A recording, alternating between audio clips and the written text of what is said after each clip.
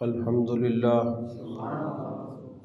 للہ رب العالمین والعاقبۃ للمتقین والصلاة والسلام علی سید الرسل وخاتم الانبیاء والمرسلین وعلی آلہ الطیبین واصحابہ الطاہرین اما بعد فاعوذ باللہ من الشیطان الرجیم بسم اللہ الرحمن الرحیم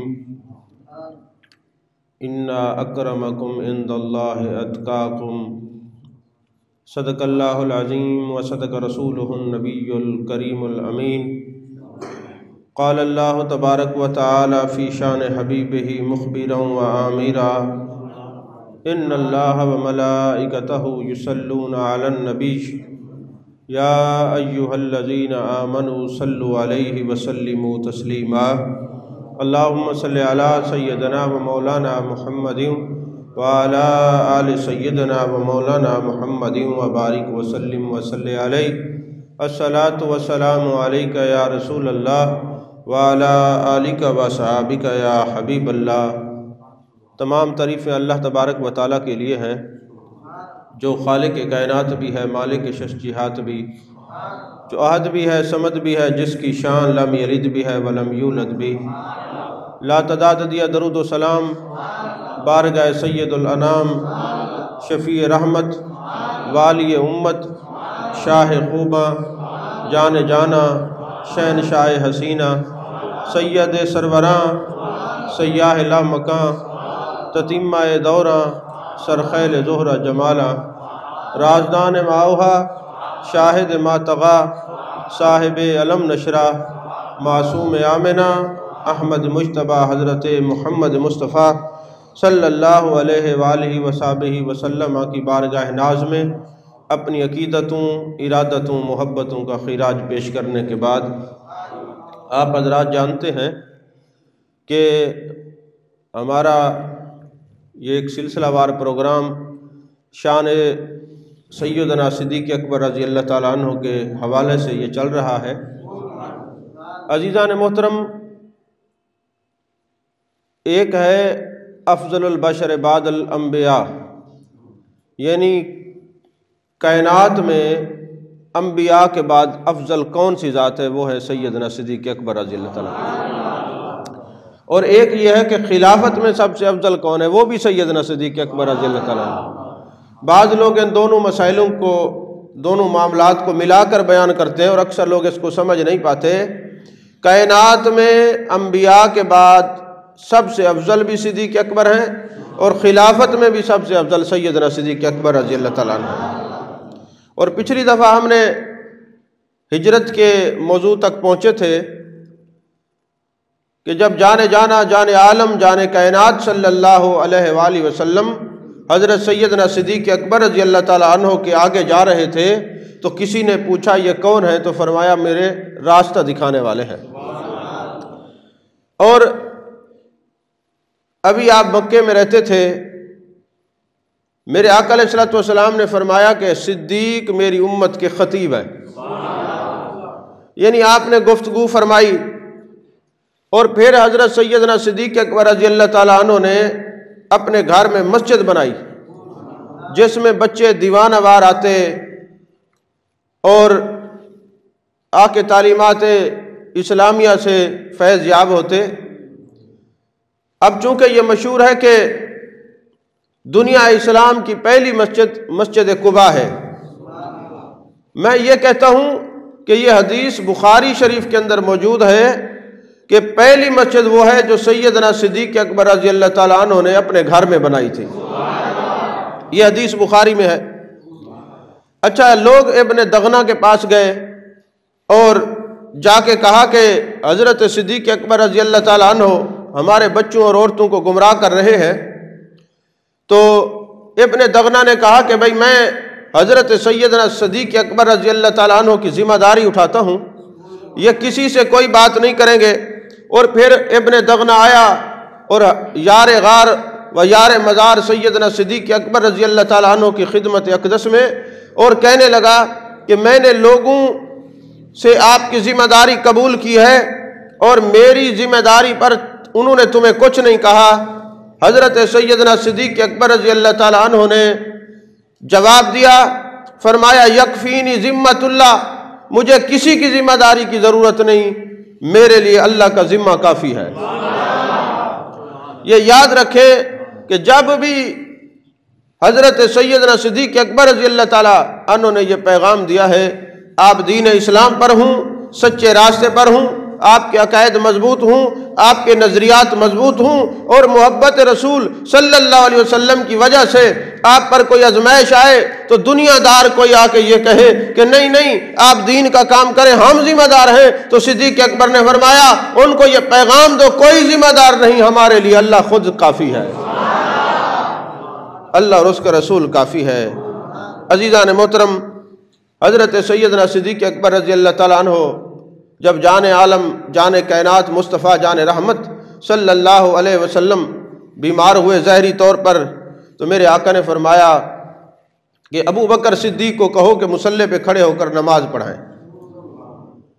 حضرت ام المومنین حضرت عائشہ صدیقہ رضی اللہ تعالیٰ عنہ نے عرض کی، یا رسول اللہ صلی اللہ علیہ وسلم، آپ حضرت علی سے کہیں وہ نماز پڑھائیں، آپ یا کسی اور صحابی سے فرمائیں یہ نماز پڑھائیں، میرے ابا جان آپ کے عاشق ہیں، اور جب آپ کو مصلی پہ کھڑا ہوا نہیں دیکھیں گے تو آپ کی محبت اور عشق کی بنا پر نماز نہیں پڑھا سکیں گے۔ میرے آقا نے فرمایا مرو ابا بکر فلیصلی بالناس، میرے ابو بکر کو کہو مصلی پہ کھڑے ہو کر نماز پڑھائیں، مصلی پہ کھڑے ہو کر نماز پڑھائیں۔ مرو ابا بکر فلیصلی بالناس، ابو بکر کو کہو کہ مصلی پہ کھڑے ہو کر نماز پڑھائے۔ عزیزان محترم، یہاں ایک بڑا علمی اور قابل غور ایک نکتہ ہے۔ میرے آقا نے فرمایا ابو بکر کو کہو کہ وہ نماز پڑھائے۔ میرے آقا علیہ الصلوۃ والسلام بلا کر بھی فرماتے اے ابو بکر جاؤ مصلی پہ کھڑے ہو کر نماز پڑھاؤ۔ میرے آقا نے کیوں فرمایا صحابہ کو آپ جائیں اور ابو بکر سے کہیں کہ نماز پڑھائیں؟ فرمایا اس لیے تاکہ سب صحابہ کا اجماع ہو جائے کہ جان عالم جان کائنات صلی اللہ علیہ وسلم کے مصلی پہ اگر کوئی کھڑا ہو سکتا ہے تو وہ سیدنا صدیق اکبر رضی اللہ تعالیٰ عنہ۔ آج تو بعض جاہل یہ کہتے ہیں جی اجماع تو بہت بات کی بات ہے، ان کو تو اجماع کی تعریف کا نہیں پتہ، اجماع کہتے کس کو ہے؟ میرے آقا علیہ الصلوۃ والسلام فرما رہے ہیں کہ جاؤ میرے ابو بکر کو کہو مصلی پہ کھڑے ہو کر نماز پڑھائے۔ اور میرے آقا علیہ الصلوۃ والسلام کہ حیات طیبہ کے اندر، حیات ظاہری کے اندر، جب آپ ظاہری طور پہ بیمار ہوئے سیدنا صدیق اکبر رضی اللہ تعالیٰ عنہ نے 17 نمازیں پڑھائی ہیں، اور بعض ایک کتاب کے اندر یہ بھی ہے کہ 21 نمازیں پڑھائی ہیں۔ تو رسول اللہ صلی اللہ علیہ وسلم کے حکم سے اگر آپ کی موجودگی میں ایک بھی نماز پڑھائی ہوتی تو کافی تھی، مگر محبوب علیہ الصلوۃ والسلام کے حکم سے حضرت صدیق اکبر رضی اللہ تعالیٰ عنہ نے 17 نمازیں پڑھائی ہیں۔ عزیزان محترم، بخاری شریف میں ایک باب ہے جس کا نام ہے اہل العلم والفضل احق بالامامہ، جو علم اور فضل میں زیادہ ہو تو امامت کا حقدار ہوتا ہے۔ ایک مرتبہ حضرت فاروق اعظم رضی اللہ تعالیٰ عنہ کو صحابہ نے مصلی پہ کھڑا کر دیا۔ میرے آقا علیہ الصلوۃ والسلام نے جب سنا کہ حضرت فاروق اعظم رضی اللہ تعالیٰ عنہ نماز پڑھا رہے ہیں تو میرے آقا نے فرمایا لا لا لا، نہیں نہیں، اللہ اور اس کے فرشتے ابو بکر کے سوا کسی کو تسلیم نہیں کرتے۔ اب یہ بھی حضرت سیدنا صدیق اکبر رضی اللہ تعالیٰ عنہ کی افضلیت کی دلیل ہے کہ فرمایا میرے بعد اگر کوئی مصلی پہ کھڑے ہونے کا حقدار ہے تو وہ سیدنا صدیق اکبر رضی اللہ تعالیٰ عنہ ہے۔ یقین فرمائیں اتنے زیادہ فتنے آ چکے ہیں کہ ایک شخص نے کہا کہ جی روحانی خلیفہ جو ہے وہ ظاہری سیاسی خلیفہ حضرت صدیق اکبر ہیں اور روحانی خلیفہ مولا علی حضرت علی کرم اللہ وجہ الکریم ہیں، اس کا یہ عقیدہ، اس کا یہ نظریہ باطل ہے، اس کے اس کہنے پر ان کی آدھے سے زیادہ جماعت اہل تشیع بن چکی ہے، شیعت اختیار کر چکی ہے، رافضیت کا جو ہے پانی ان کو سیراب کر رہا ہے۔ یقین فرمائیں جس کو میرے آقا علیہ الصلوۃ والسلام مصلی پہ کھڑا کر دے، روحانی خلیفہ بھی صدیق اکبر ہیں اور سیاسی خلیفہ بھی سیدنا صدیق اکبر ہیں۔ عزیزان محترم، آپ جانتے ہیں کہ جب جان عالم جان کائنات مصطفیٰ جان رحمت صلی اللہ علیہ وآلہ وسلم کا وصال ہوتا ہے تو مختلف کیفیت ہوتی ہیں۔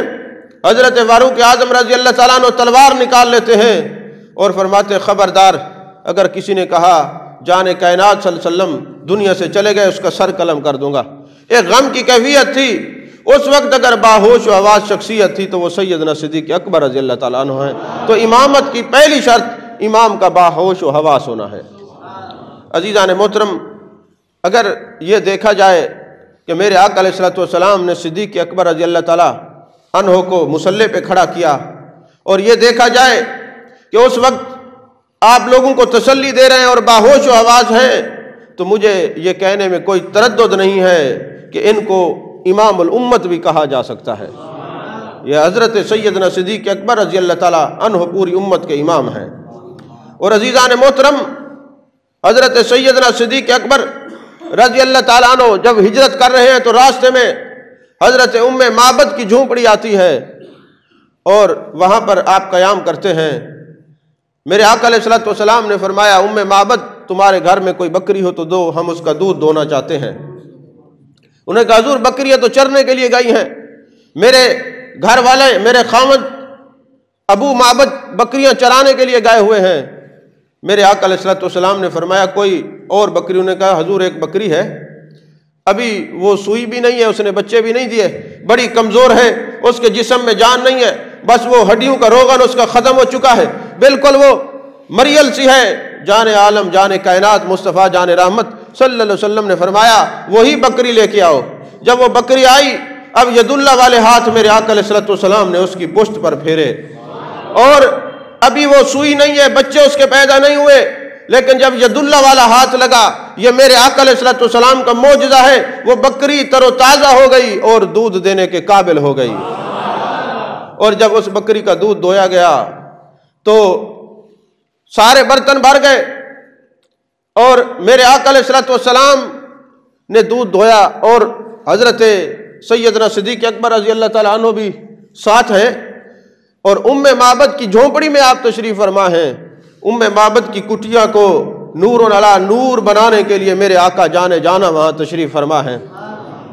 اب ام معبد نے جب دیکھا کہ یہ کوئی عام انسان نہیں ہے، جو بکری دودھ دینے کے قابل بھی نہیں ہے، تو محبوب نے ید اللہ والا ہاتھ پھیرا ہے اور وہ بکری دودھ دینے کے قابل ہو گئی، اور پھر دودھ اتنا دویا ہے کہ اتنا جو ہے پورے گھر کے برتن بھر گئے۔ یہ ایک معجزہ تھا۔ ام معبد نے دیکھا کہ خدا کی قسم اتنا حسین میں نے نہیں دیکھا، اتنا معجبین میں نے نہیں دیکھا، سید سربراہ ایسا میں نے نہیں دیکھا، شہنشاہ حسینہ ایسا میں نے نہیں دیکھا۔ اب یہ معجزات بھی ہوں اور محبوب کا حسن بھی سامنے ہو، والضحیٰ کے چہرے کی تاب نہ لاتے ہوئے ام معبد نے کہا خدا کی قسم یہ کوئی حسین لگتے اللہ کے پیارے ہی ہیں، لگتے کوئی امام الانبیاء ہی ہیں، لگتے ہی عزت و شان و شوکت والے ہیں۔ میرے آقا علیہ الصلوۃ والسلام جب ام معبد کے گھر سے آگے روانہ ہوئے تو آپ کا گھر والا آتا ہے اور جھونپڑی کے اندر خوشبو کو دیکھتا ہے، خوشبو سے وہ جھونپڑی معطر ہے، وہ کٹیا معطر ہے، اور فضائیں اور وہ جو ہے ان کی ہوائیں بتا رہی ہیں کہ آج جانے جانا کی جلوہ گری ہوئی ہے۔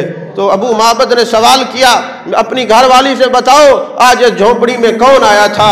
کہا تجھے کیسے پتا ہے؟ کہتے جھونپڑی کا حسن بتا رہا ہے، آج گھر میں کوئی ایسا حسین آیا ہے کہ پوری گھر کو حسین کر گیا ہے۔ آج کوئی معطر و منور شخصیت تشریف لائی ہے کہ پورا گھر حسن سے جو ہے وہ جل ملا رہا ہے، اور پتہ لگتا ہے خوشبو سے مزکا اور مصفہ کر گیا ہے، اور پتہ لگتا ہے حسن سے مرصع کر کے کوئی یہاں سے گزر گیا ہے۔ انہوں نے کہا ہاں ہاں ایک شخص آئے ہیں، بڑے حسین ہیں اور بڑا چمکتا چہرہ ہے، زلفیں عنبری رکھی ہوئی ہیں، چہرے سے انوار و تجلیات کی بارش ٹپکتی ہے۔ اب ہوتا کیا کہ ابو معبد روز آتے اور اپنی گھر والی کو کہتے جو ہمارے گھر میں آئے تھے بتاؤ تو صحیح وہ کیسے تھے۔ اب یعنی روزانہ محبوب کے حسن کی محفل سجا کرتی تھی، ذکر رسول صلی اللہ علیہ وسلم کی محفل سجا کرتی تھی۔ اب روزانہ میرے آقا علیہ الصلوۃ والسلام کا ذکر ہوتا، روزانہ محبوب کا ذکر ہوتا، اور وہ پھر پوچھتے بتاؤ وہ تھے کیسے؟ اب وہ کہتی اب الناس احسنہ من بعید واجملہ من قریب۔ روزانہ ہی ایک جملہ کہتی، مطلب یہ تھا کہ دیکھنے میں وہ ایسے ہیں کہ اگر ان کے قریب جا کے دیکھو تب بھی حسین ہیں، دور جا کے دیکھو جب بھی حسین ہے۔ اچھا بعض لوگ ایسے ہوتے ہیں نا، ان کو دور سے دیکھو تو بڑا خوبصورت نظر آتے ہیں، اگر ان کے قریب جاؤ تو ان کے چہرے پہ عجیب خد و خال ہوتے ہیں، تو پتہ لگتا ہے یہ دور ہی سے حسین نظر آتے ہیں۔ تو وہ کہتی ہے کہ احسنہ من بعید و اجملہ من قریب، میں جب دور سے دیکھتی تھی تب بھی حسن کا پیکر تھے، اور نزدیک جا کے دیکھتی جب بھی حسن کا پیکر تھے۔ اب ان کو پتہ تو نہیں تھا کہ یہ کون ہے، انہوں نے اپنی طرف سے ان کا نام مبارک رکھ دیا، یعنی برکت والے، اپنی طرف سے مبارک نام رکھ دیا، برکت والے۔ اب جب بھی ہوتا تو کہتے مبارک کا ذکر سناؤ، اب وہ شروع ہو جاتی، اتنا حسین چہرہ تھا، اتنی زلف عنبری تھیں، اتنا حسن کا شاہکار تھے، ایسے مختلف جو ہے نا الفاظ وہ بیان کیا کرتی تھیں۔ اور ایک دن ایسا ہوا، اب دیکھیں نا محبوب کا یہ معجزہ ہے کہ وہ جو بکری جس پر محبوب نے ہاتھ پھیرا تھا وہ 1 سال نہیں 2 سال نہیں، پورا زمانہ نبوت، پورا میرے آقا کی زہری حیات، پورے زہری حیات، میرے آقا کا زمانہ نبوت تو قیامت تک ہے، آپ کی پوری زہری حیات تک، جب تک آپ زہری طور پر حیات تھے وہ بکری زندہ رہی۔ حضرت سیدنا صدیق اکبر کے رضی اللہ تعالیٰ عنہ کے زمانے میں بھی بکری زندہ تھی، حضرت فاروق اعظم کے زمانے تک بھی بکری زندہ تھی۔ آگے تاریخ خاموش ہے، کتابوں میں نہیں ہے کہ بکری جو ہے وہ دنیا سے کب گئی ہے۔ یعنی میرے آقا صرف کسی کے رزق میں اضافہ نہیں فرماتے، آپ کے ید اللہ والے ہاتھوں میں عمر میں بھی برکتیں نصیب ہو جاتی ہیں۔ عزیزان محترم، اور پھر ایک دن حضرت ام معبد اور ان کا بیٹا معبد جو ہے نا وہاں پہ جاتا ہے شہر مدینہ کے اندر کچھ خریدنے کے لیے، جو اچانک سیدنا صدیق اکبر رضی اللہ تعالیٰ عنہ پر نظر پڑتی ہے، تو بیٹا ماں سے کہتا ہے اماں وہ جو مبارک کے ساتھ تھے سامنے نظر آ رہے ہیں۔ اب بھاگ کے جاتے ہیں دونوں ماں بیٹا اور جا کے عرض کرتے ہیں کہ مبارک کہاں ہے؟ میرے سیدنا صدیق اکبر رضی اللہ تعالیٰ نے پوچھا مبارک کون ہے؟ کہنے لگے وہ جو آپ کے ساتھ ہماری جھونپڑی میں آئے تھے، ہماری کٹیا میں آئے تھے اور ہمارے گھر کو معطر منور روشن کر گئے ہیں، وہ مبارک کہاں ہیں؟ آپ نے فرمایا اچھا تم جانے عالم کے بارے میں پوچھ رہے ہو، جانے کائنات کے بارے میں پوچھ رہے ہو۔ فرمانے لگے تم نہیں جانتے آج یہ ہر طرف جو دھوم مچی ہے کہ امام الانبیاء آ گئے ہیں، سرکار کی جلوہ گری ہو گئی ہے، ہجرت کے بعد مدینے تشریف فرما ہے، وہ جو کہتے ہیں خدا کو ایک مانو، اللہ وحدہ لا شریک ہے، اللہ کے سوا کوئی عبادت کے لائق نہیں، تمہیں نہیں پتا جن کو تم مبارک کہہ رہے ہو یہ تو محمد الرسول اللہ صلی اللہ علیہ وسلم ہے، تمہیں نہیں پتا۔ اب پھر وہ گئے محبوب علیہ السلام کی بارگاہ میں حاضر ہوئے، میرے آقا نے ان کو تحائف دیے، انعامات دیے، اور کیونکہ میرے آقا علیہ السلام کسی کے احسان کا بدلہ اپنے پاس نہیں رکھتے۔ اور پھر وہ جناب والا جب واپس آئے نا رات کو، ماں بیٹا دونوں مل کے محبوب علیہ السلام کی زیارت کر کے، تو ان کا گھر والا جب آتا ہے نا ابو معبد، وہ آتے پھر پوچھتا ہے کیا بات ہے آج مبارک پھر آئے تھے؟ آج مبارک پھر آئے تھے؟ اب اس سے کیا معلوم ہوتا ہے وہ گھر میں تشریف لائیں تب بھی گھر روشن ہو جاتا ہے، اگر گھر والے وہاں جا کے دیدار کریں جب بھی گھر روشن ہو جاتا ہے۔ اصل تو یہ جو نور آنکھوں میں اور چہروں پہ اجالے ہوں گے، مصطفیٰ والوں کے انداز نرالے ہوں گے، وجہ صرف کیا ہے کہ جو جانے عالم جانے کائنات صلی اللہ علیہ وسلم کا دیدار کر لیتا ہے۔ الابریز کے اندر عبدالعزیز الدباغ نے یہ بات لکھی ہے کہ جو خواب کے اندر جانے جانا، جانے عالم جانے کائنات مصطفیٰ جانے رحمت صلی اللہ علیہ وسلم کا دیدار کر لے خواب کے اندر، اس کے 2999 درجے ولایت کے طے ہو جاتے ہیں۔ آپ اندازہ لگائیں جو خواب میں محبوب کی زیارت کر لے، خواب میں جانے کائنات صلی اللہ علیہ وسلم کا دیدار کر لے، اس کے تو 2999 درجے ولایت کے طے ہو جاتے ہیں۔ اور یاد رکھیں جنہوں نے جاگتے ہوئے محبوب کی زیارت کیا ہے اور حالت ایمان میں اس صحابی کے علم کا اور عظمت و شان کا مقابلہ کوئی ولی غوث قطب ابدال کر ہی نہیں سکتا۔ جو محبوب کے صحابی کی شان ہے وہ کسی اور کی ہو نہیں سکتی۔ میں اکثر یہ بات کہا کرتا ہوں، ایک جگہ ہمارا لیکچر تھا تو لیکچر مجھے موضوع یہ دیا گیا کہ آپ نے صحبت اولیاء پر گفتگو کرنی ہے کہ ولیوں کی سنگت میں بیٹھو تو انسان کیا بنتا ہے۔ تو ہم نے 1 گھنٹہ گفتگو کی، تو چونکہ یونیورسٹیز کا ایک ماحول ہوتا ہے کہ سوالات ہوتے ہیں، گفتگو کے بعد تو ایک صاحب کھڑے ہو گئے، انہوں نے مجھے کہا ڈاکٹر صاحب آپ نے گھنٹہ پورا صحبت اولیاء پر گفتگو کی ہے، ہم تو حیران ہیں کہ آپ نے اس میں کوئی عمل کی بات نہیں کی۔ میں نے کہا بات یہ ہے کہ چونکہ مجھے انہوں نے لیکچر کا ٹاپک ہی یہی دیا تھا کہ صحبت اولیاء پر گفتگو کرنی ہے، تو لہٰذا یہ تو گفتگو ختم ہو گئی، آپ دوبارہ عمل پر کوئی لیکچر رکھ لیں، میں ابھی گفتگو کر دیتا ہوں۔ اب مصیبت یہ ہے کہ جو ٹاپکس یونیورسٹیز والے دیتے ہیں اس سے ہٹو تو وہ کہتے ہیں جناب آپ تو صحیح تیاری کر کے نہیں ہے، ہمارا موضوع تو یہ تھا۔ تو جو صحبت اولیاء پر مجھے کہا گیا ہے میں نے کلام کیا ہے، اور عمل پر بھی بات کر لیتے ہیں۔ اور اگر آپ کو صحبت اولیاء کے ذکر سے اتنا تکلیف ہو رہی ہے اور آپ یہ کہتے ہیں جی سب کچھ عمل ہے، صحبت کچھ نہیں بتاتی، تو پھر آپ محترم ایسا کریں مجھے کوئی عمل بتائیں جس سے میں صحابی رسول بن جاؤں۔ نہیں سمجھ آئی بات آپ؟ انہیں کہا جی یہ تو عمل اور وظیفے سے کوئی صحابی نہیں بنتا، یہ تو دیدار مصطفیٰ صلی اللہ علیہ وسلم سے صحابیت نصیب ہوتی ہے۔ تو میں نے کہا چلیں آپ کوئی ایسی بات بتائیں کہ میں ایسا کوئی عمل کروں جس سے میں تابعی بن جاؤں۔ اس نے کہا نہیں، اس کے لیے صحابی کی صحبت میں رہنا پڑتا ہے۔ تو میں نے کہا تبع تابعین میں شمار ہو جائے، کہنے لگے نہیں، اس کے لیے پھر آپ کو کسی تابعی کی صحبت و سنگت و معیت میں رہنا پڑے گا۔ تو میں نے کہا جب آپ کو پتا ہے کہ صحبت وہ کچھ بناتی ہے جو عمل نہیں بنا سکتا، پھر آپ اس کے خلاف زہر کیوں اگلتے ہیں؟ توجہ نہیں ہے آپ، توجہ نہیں فرمائی میں نے کیا کہا ہے؟ تو یہ جو صحبت و سنگت و معیت ہے یہ انسان کو اس درجے تک پہنچا دیتی ہے جہاں عمل نہیں پہنچا سکتے۔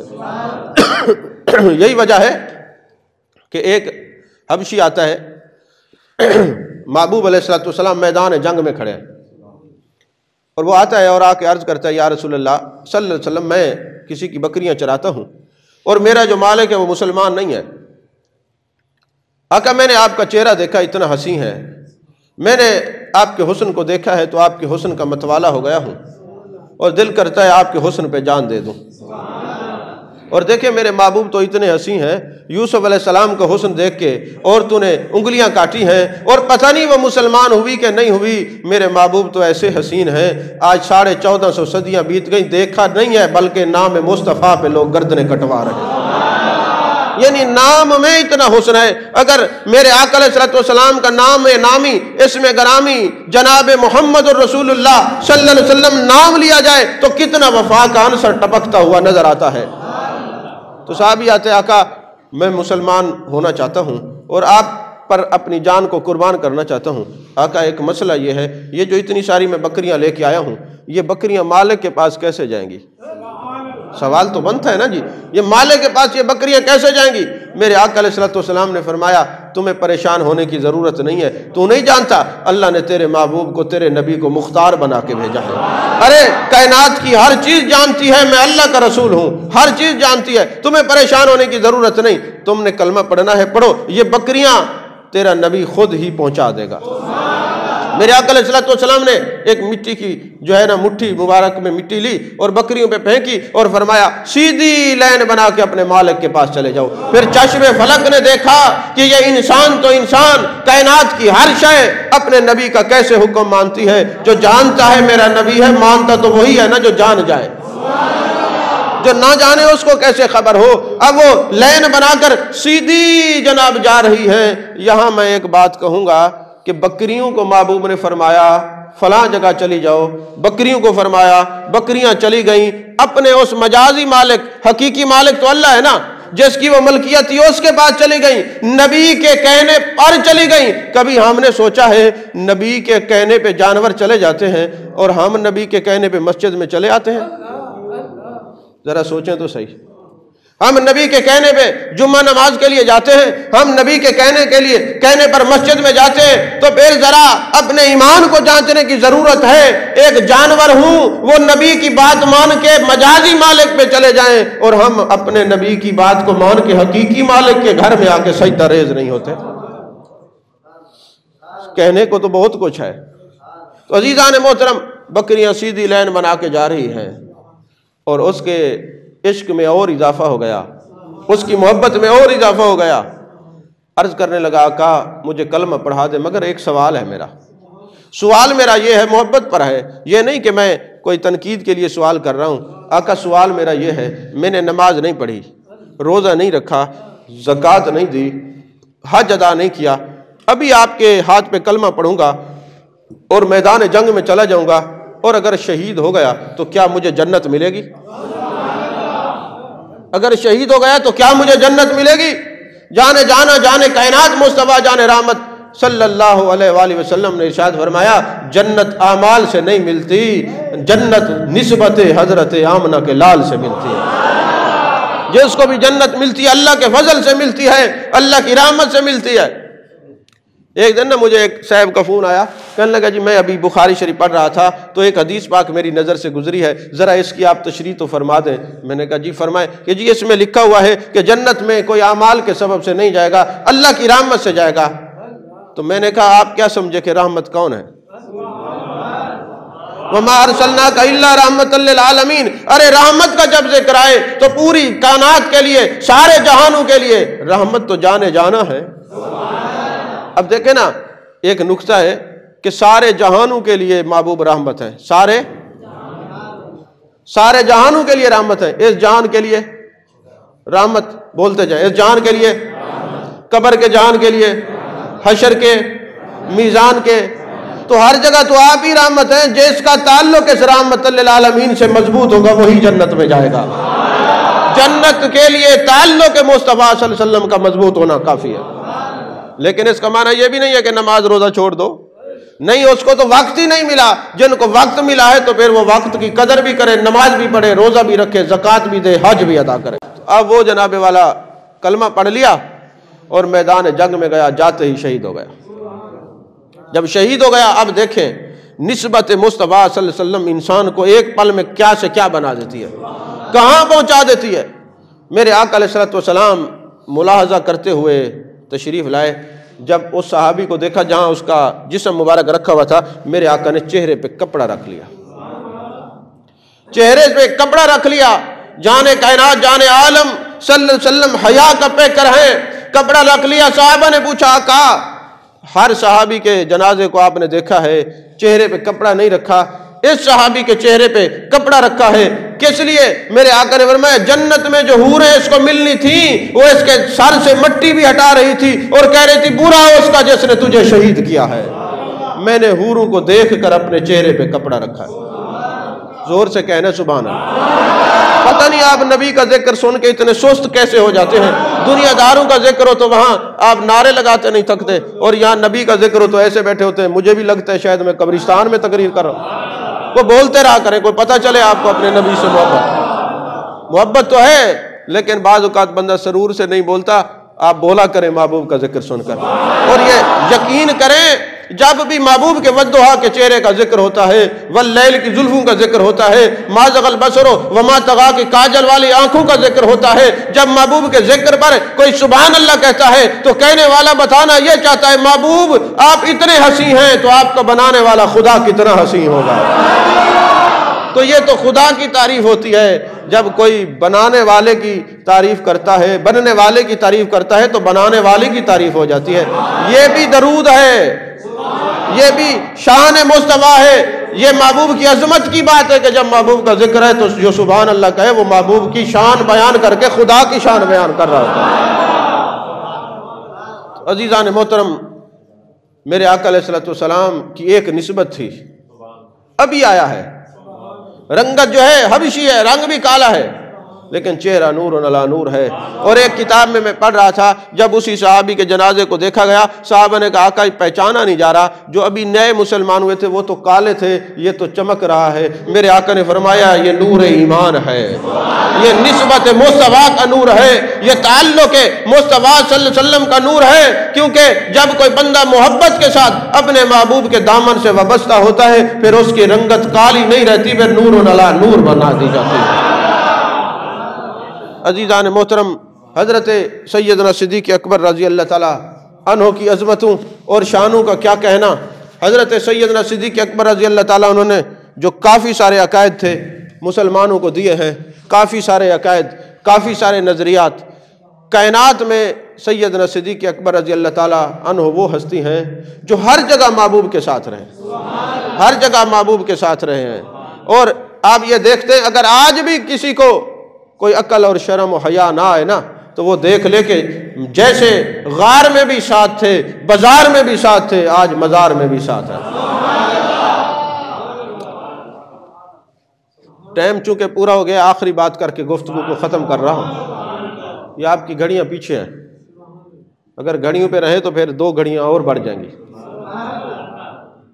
تو عزیزان محترم، ایک صاحب اچھے خاصے سنی تھے، میں ایک نسبت کی بات کر رہا ہوں، میں کسی پہ تنقید نہیں کر رہا، اور اگر کوئی سمجھے میرے پر تنقید ہے تو سمجھتا رہے، مجھے اس کا بھی کوئی فرق نہیں پڑتا۔ جو بات ہوگی عزت مصطفیٰ کی اور عزت صحابہ کی وہ تو کریں گے، ہم ضرور کریں گے۔ تو ایک صاحب پہلے اچھے خاصے تھے، محبوب کا ذکر کرتے تھے، صحابہ سے محبت رکھتے تھے، کچھ عرصے بعد کچھ ایسی صحبت میسر آئی کہ سکپ ہو گئے، پٹڑی سے اتر گئے اور صحابہ کی عزت و عظمت کے خلاف ہو گئے۔ اچھا، ہمیں جب پتہ چلا تو ہم اس کے پاس گئے اور جا کے کہیں بھئی اس کو تبلیغ کریں۔ جب دوست کوئی گندگی میں گر جائے نا، اوپر ڈنڈا نہیں رکھ دینا چاہیے، بلکہ اس کا ہاتھ پکڑ کے نکالنا چاہیے۔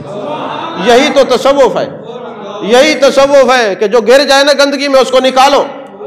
اب ہم وہاں پہ چلے گئے، جیسے ہم گئے نا تو گاڑی سے اترے تو میں نے وہاں پہ پہلی دفعہ یہ ملاحظہ کیا کہ کتے ہیں، ان کی لمبائی بڑی ہے اور اس کی ٹانگیں چھوٹی چھوٹی ہیں، جسم بڑا ہے۔ پہلی دفعہ میں نے ایسے کتے دیکھے۔ جیسے ہم گاڑی سے اترے نا تو وہ کتے بھاگ کے ہماری طرف آئے، جیسے وہ بھونکنا کتوں نے شروع کیا تو جس کے پاس ہم گئے تھے اس نے کتوں کو روکا، کتے رک گئے۔ تو مجھے بڑی حیرت ہوئی، میں نے کہا یار یہ عجیب کتے ہیں، پہلے آ رہے تھے، آپ نے ان کو روکا ہے تو یہ کتے رک گئے ہیں۔ تو اس نے بڑی خوبصورت بات کی، اس نے کہا بات یہ ہے، یہ کتوں کے اندر قدرتی طور پہ سینس ہے، یہ خاص نسل کے ہیں، ابھی ان کتوں نے مجھے آپ کے ساتھ دیکھ لیا ہے، اگر میں دوبارہ نہ بھی ہوں آپ آئیں تو یہ آپ کو نہیں بھونکیں گے۔ آپ بات نہیں سمجھے۔ جب میں نے دیکھا، میں نے کہا لوہا گرم ہے، اب جس شیپ میں بدلنا چاہیں تو بدل سکتا ہے۔ تو میں نے کہا یار بات تو ختم ہو گئی، تیرے اندر تو اس کتے سے بھی عقل کم ہے۔ یہ کتے جانتے ہیں کہ یہ میرے مالک کا دوست ہے، یہ نہیں بھونکتے۔ تو نہیں جانتا ابو بکر کس کا دوست ہے، مزار میں بھی ساتھ آرام کر رہے ہیں۔ فاروق اعظم کس کے دوست ہیں۔ تو اگر آج بھی کوئی مرتبہ دیکھنا چاہے ان کا تو جا کے دیکھے، آج بھی پہلو میں یہ آرام فرما رہے ہیں۔ اچھا، ایک آخری بات پھر، حضرت وہ نعت خوانی ہے تو 5 منٹ وہ بھی بچتے ہیں نا، اللہ کا شکر ہے یہ بھی نہیں آئے، کیونکہ یاد رکھیں لوگوں کے لکھے ہوئے جو نعت کی اشعار ہوتے ہیں نا اس میں بعض احتیاط نہیں ہوتی، لیکن جب کوئی دین کا مسئلہ سیکھتا ہے، سمجھتا ہے، سنتا ہے تو 1000 نفل سے زیادہ ثواب ملتا ہے۔ اور پھر ہمارے تو علماء تو کہہ دیتے ہیں کہ یار نعت سنا کرو، اچھی بات ہے، طبیعت میں خوشی ہوتی ہے۔ آج تک میں نے اپنے کانوں سے نہیں سنا کسی نعت خواہ نے کہا عالم کی تقریر بھی سنا کرو، اور پھر جب شروع ہو جاتے سٹیج پہ تو کہتے وہ صحیح یہ دو شیر دا حکم تھا، پتہ نہیں کون حکم کرے نے۔ میں نے کہا یار ہم بھی تو یہیں بیٹھے، کسی نے کہا نہیں، کوئی آپ کے نزدیک نہیں لگا، کیوں سر کھاتے ہو، کیوں اتنا ٹائم ضائع کرتے ہو؟ تو جہاں آپ نعت خوانی کرواتے ہیں وہاں علماء کو بلایا کریں، آج ضرورت ہے۔ ہمارے پیسے لے کے کون لے کے جا رہے ہیں؟ یہی جاہل نعت خواں، اور ادھر یہی پیسہ جو آپ لوگوں کو دیتے ہیں یا گانے بجانے والوں کو دیتے ہیں، اگر سنیو اگر یہی پیسہ تمہارا مدارس پہ خرچ ہوتا تو آج گھر گھر میں عالم ہوتا ہے۔ جہاں تم عجیب و غریب صورتحال تم لوگوں نے پیدا کر دی ہے، کنجریوں کے اوپر پیسے ڈالیں گے اور جناب گویوں کے اوپر پیسے ڈالیں گے، 1 روپیہ کسی دینی مدرسے کے لیے نہیں نکلے گا۔ میں اپنے مدرسے کی بات نہیں کر رہا، اور الحمدللہ ہمارا مدرسہ لوگوں کے اس چندے کا محتاج بھی نہیں ہے، لیکن اتنا ضرور کہوں گا سنیوں اہل سنت کے مدرسوں کو فروغ دیا کرو۔ اگر یہ مدرسے ختم ہو گئے تو کل کو نکاح پڑھانے والے بھی نہیں ملیں گے، پھر تمہارے ابے نے مرنا یا تم نے مرنا ہے، غسل دینے والے بھی نہیں ملیں گے، اور پھر جنازے پڑھانے والے بھی نہیں ملیں گے۔ ابھی میں کھڑا کر کے کہوں نا جنازہ سناؤ تو الا ماشاءاللہ کسی کو جنازے کی دعائیں کی، ورنہ اکثر تو جنازے کی دعائیں نہیں آتی۔ تو یہ تو تمہارے محسن ہیں جو تمہارے آبا و اجداد کے جنازے پڑھاتے ہیں، اور پھر آپ ہر جگہ پیسے لگا کے تمہیں ارمان نہیں ہوتا، اور جب کبھی کوئی عالم کے سامنے بیٹھے ہوں پھر پوچھتے ہیں۔ ابھی اگلے دن ایک کلپ سن رہے تھے، خطیب صاحب بیٹھے ہوئے تھے تو کسی شادی میں گئے، نکاح کی تقریب تھی، تو اب جس کی شادی تھی نا اس نے عالم صاحب سے پوچھا حضرت کتنے پیسے دوں مولوی صاحب کو؟ اب وہ خطیب صاحب بھی بڑے حضرت تھے، انہوں نے کہا یہ بتائیں یہ جو آپ نے گویے بلائے ان کو کتنا پیسہ دیا؟ انہوں نے کہا جی 5 لاکھ۔ یہ جو شادی حال آپ نے سجایا ان کو کتنا؟ جی 5 لاکھ۔ یہ جو آپ نے یہ بلائے ہوئے ہیں ساؤنڈ سسٹم والے ان کو جی 2.5 لاکھ۔ اس نے کہا بات یہ ہے جس کے بغیر کام تیرا ہو نہیں سکتا، جس کے جو آئے گا نکاح پڑھائے گا تو شادی مکمل ہوگی. اب تو نے جب ان سے کہا تو ان کو تو پیسے دیے ہیں، اور جس کی وجہ سے تیری نسلیں حلال ہو جائیں گی تو پوچھتا ہے کتنے پیسے، پھر اس کو زہر ہی لا کے دے دے اور تو کچھ نہیں بچتا پیچھے. یہ تو ہمارا معیار ہے. یہ تو ہم وہ احسان فراموش قوم ہے جس کے پیچھے نمازیں پڑھتے ہیں، اسی کے خلاف بولتے ہیں. کیسی تمہاری نمازیں اور کیسے تم عقائد و نظریات. کبھی سوچنا صحیح بیٹھ کے. ہمیں تو چاہیے تھا کہ ہم اچھا بیر جناب والا آج لوگ اپنے بچے نہیں پڑھاتے، جی یہ غریب ہو جائیں گے، غریب ہو جائیں گے. تو میں نے کہا جب تمہارے جنازے بغیر جنازوں کے دفن ہوں گے تو پھر پتہ چلے گا غریب کون ہے یا امیر کون ہے. یہی وجہ تھی خیرکم من تعلم القرآن وعلمہ. جانے جانا کی نگاہ دیکھ رہی تھی کہ کل کو جس کا دل کرے گا اٹھ کے علماء کے پیچھے پڑ جائے گا. لہٰذا میرے علماء، میرے دین کے وارثوں، تمہیں پریشان ہونے کی ضرورت نہیں. تمہیں لاکھ کوئی برا کہے، تمہارا نبی فرما رہے خیرکم، تم سب سے اچھے ہو. خیرکم من تعلم القرآن وعلمہ. عزیزان محترم، جب کوئی بندہ فوت ہوتا ہے نا، جب یہ انسان کا جسم خاکی بنایا گیا ہے تو جس جگہ اس نے فوت ہونا ہے وہاں کی مٹی بھی اس کے جسم میں شامل کر دی گئی. یہ حدیث پاک ہے، یاد رکھیے گا. جس نے جہاں پہ دفن ہونا ہے، جس کی جہاں پہ تدفین ہونی ہے، جب یہ جسم بنایا گیا تو اس جسم کے اندر وہاں کا خمیر، وہ مٹی رکھ دی گئی ہے. اب یہ مٹی اس کو اسی مقام پہ لے کے آئے گی. آپ دیکھتے ہیں نا یہاں پہ ایسے لوگ بھی ہیں کافی سارے جو ہجرت یافتہ ہیں، جو یہاں کے نہیں ہیں لیکن وہ اسی قبرستان میں دفن ہے. کیوں؟ اس قبرستان کی مٹی یہاں سے اس کے جسم میں رکھی گئی ہے. اس نے چل کے چکر کھا کے ساری دنیا میں پھر کیا کہ دفن اس نے یہی ہونا ہے کہ اس جگہ کی مٹی اس کے جسم میں رکھ دی گئی ہے. یہ حدیث ہے، یہ حدیث ہے. تو یارو اگر کوئی عام بندہ ملتان میں مرے تو ملتان کے قبرستان کی مٹی ہوتی ہے، کوئی سعودیہ میں مرے تو سعودیہ کے قبرستان کی مٹی ہوتی ہے. میں قربان جاؤں ابو بکر عمر پر، جس جگہ کی مٹی جانے جانا کے لیے منور مٹی ہے وہی ابو بکر کی مٹی ہے، وہی فاروق اعظم کی مٹی ہے. ذرا توجہ تو کریں، آپ غور تو کریں. تم کس کے خلاف زبان درازی کرتے ہو؟ یقین فرماؤ جس کو صحابہ سے محبت نہیں وہ ایک ٹکے کا بندہ نہیں ہے. جس کو اہل بیت سے محبت نہیں وہ ایک ٹکے کا بندہ نہیں ہے. بندہ وہی ہے جس کی عزت و عظمت آسمان پہ جس کے چرچے بلند ہوتے ہیں، وہ ہے جس کے دل میں محبت خدا بھی ہو، محبت مصطفیٰ بھی ہو، محبت صحابہ بھی ہو، محبت اہل بیت بھی ہو، محبت اولیاء بھی ہو. اور اگر ان ساری محبتوں کو اکٹھے کیا جائے تو ایک ہی لفظ بنتا ہے اہل سنت و جماعت. اہل سنت و جماعت. اللہ تعالی ہم سب کو حضور کی محبت نصیب فرمائے. آمین. وآخر دعوانا الحمدللہ رب العالمین.